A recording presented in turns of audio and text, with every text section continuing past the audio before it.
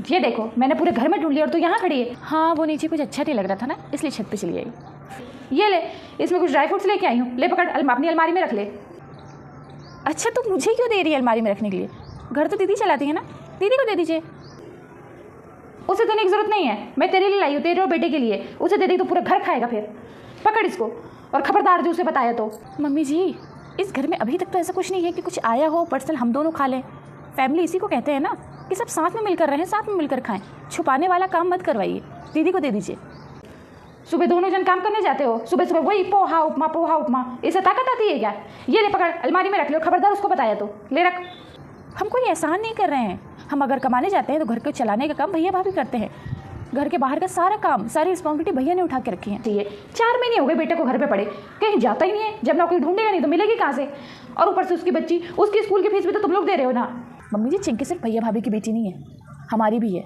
और हमारी जिम्मेदारी है कि उसको हम पढ़ा रहे हैं, किसी कोई एहसान नहीं कर रहे हैं भैया भाभी पर। कोई जरूरत नहीं है ये सब करने की, खाना तो खा ही रहे ना।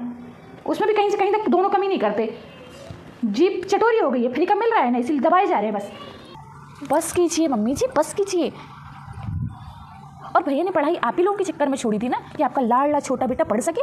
उस टाइम पे वो कमाने ना जाते तो आज वो भी कुछ होते। छोटी, अगर 500 रुपये मिल जाते तो? लो, मैंने बोला था ना। क्यों चाहिए पैसे? अभी इतना कर रहे हैं, कम है क्या? दोनों बैठ के घर में खा रहे हो, दोनों पति पत्नी कमा रहे हैं। वो तुमको तो कुछ करना नहीं है, अपनी बच्ची की फीस तक उनसे दिलवा रहे हो। शर्म नहीं आती जरा सी? और अब 500 रुपये और चाहिए तुझे? क्यों चाहिए भाई?